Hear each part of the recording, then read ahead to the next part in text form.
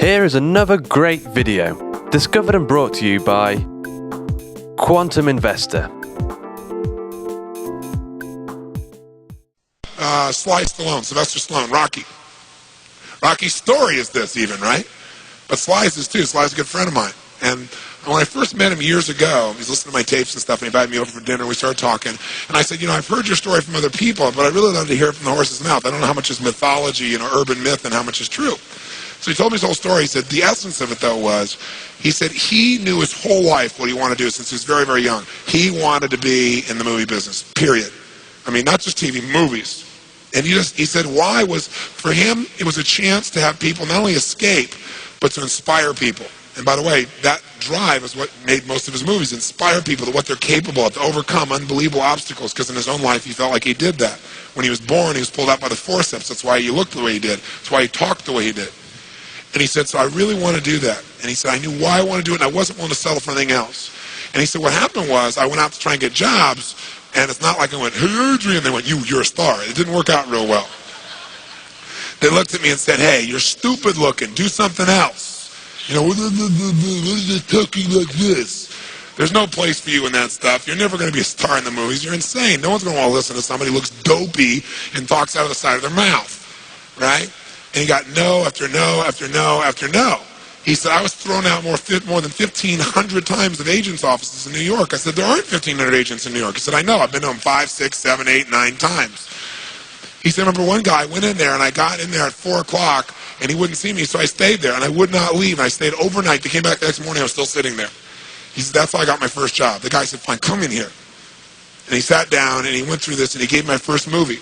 I said, oh, really? I thought Rocky's first movie. He said, no, this other movie, I'd never heard of it.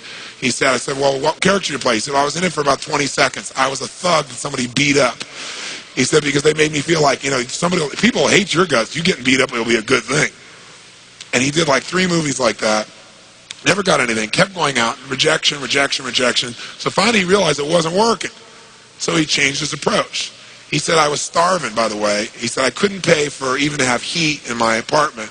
My wife was screaming at me every day to go get a job. I said, well, why didn't you? He said, because I knew that if I got a job, he said, I'd get seduced back and I'd lose my hunger.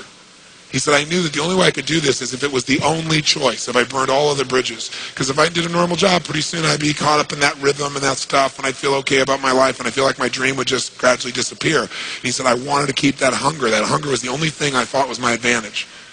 He said, my wife didn't understand that at all. He said, we'd have these vicious fights. And he said, it was freezing. So I was broke. We had no money.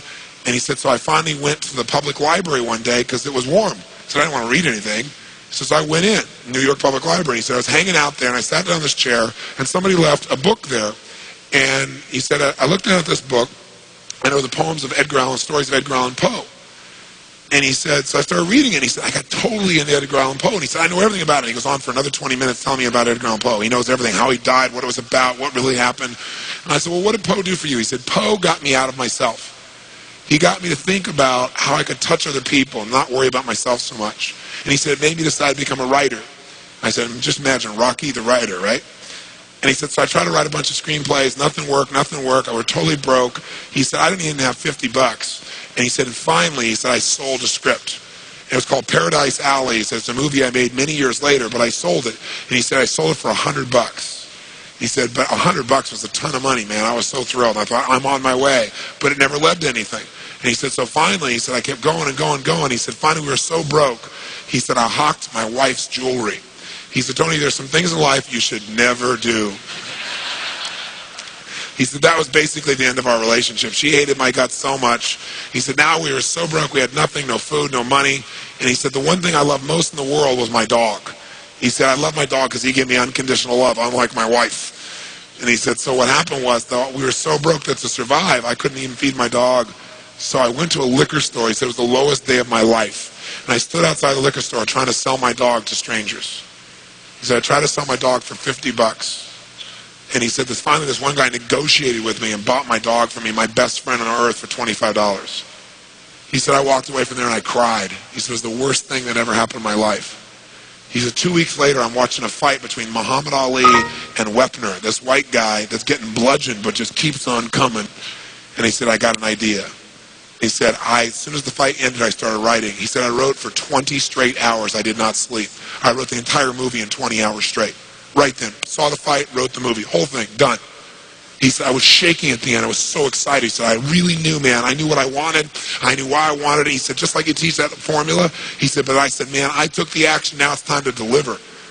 And so he said, I went out and started trying to sell it to agents. And they all would read it, and they'd say, you know, this is predictable. This is stupid. This is sappy. He said, I wrote down all the things they said, and I read them the night of the Oscars when we won. And he said, it was really good, right? The greatest revenge is massive success. And he said, so what happened was, he said, I kept going, trying to sell it, nobody going, I'm broke, I'm starving. He said, finally, I meet these guys, they read it, and they believe in the script, and they love it. And they offer me $125,000 for my script. I said, oh my God, you must have been out of your mind. He said, I was. I said, just one thing though, guys, you got a deal based on one thing. And they said, what's that? He said, I got a star in it. They went, pfft.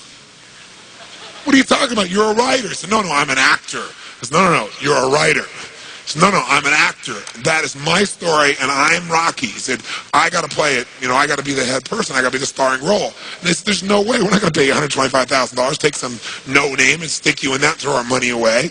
We need a star, you know? And they want to have Ryan O'Neal play Rocky, to give you a picture. Can you imagine? That's who they picked, right? And so he said, no way, Ryan O'Neal isn't Rocky, I'm Rocky. Went through this whole thing, right? They finally, they said, well, take it or leave it.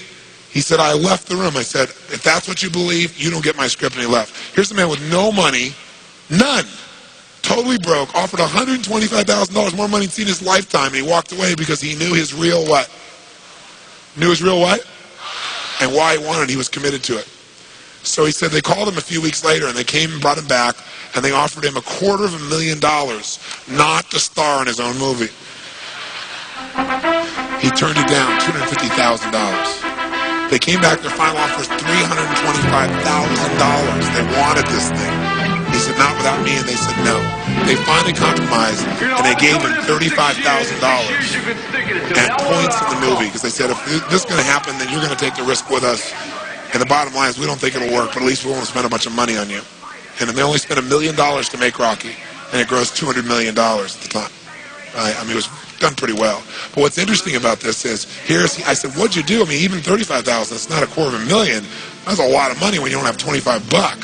I said, what's the first thing you did? I figured you went out and partied or something. He said, I went to that liquor store for 3 straight days and hoped that the man who had my dog frequented the store. He said, because I want to buy back my dog. I thought that was so cool, right? That was really cool. I said, what happened? He said, third day I was there, this guy walks by, and I see him, and I can't believe it, and there's my dog. And I looked at him, and I said, sir, remember me? And he said, it had been about a month and a half by the time this had all come about. And he said, remember me? You know, I'm the guy that sold you the dog. I goes, yeah, I love the dog. He said, look, he said, I was so broke, I was starving. He's my best friend. I'm sure you love him too, but I got to have him black. Please, I beg of you. He said, I'll pay you $100 for the dog. I know you paid me $25, but I'll give you $100. And the man said, absolutely not, no way. It's my dog now. You can't buy him back, right? And Sly said, you know, Tony, you know, he said, know your outcome? I said, yeah. He said, I knew it. And he said, I kept changing my approach, so I went $500 for the dog. The guy said, absolutely no way. He said, $1,000 for my dog. The guy said, no amount of money on earth is ever going to get this dog for you. I said, what'd you do? He said, I knew my outcome, right? Because he listened to tapes, kept to him. He said, I decided to take massive action. He said, I got my dog. I just kept changing my approach, so I got it. I said, what'd it cost you? $15,000 and a part in Rocky. The guy's in Rocky.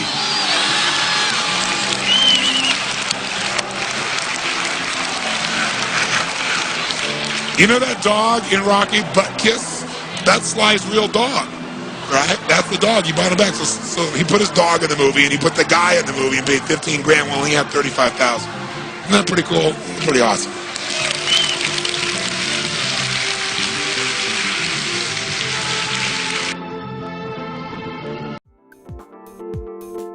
Thank you for watching.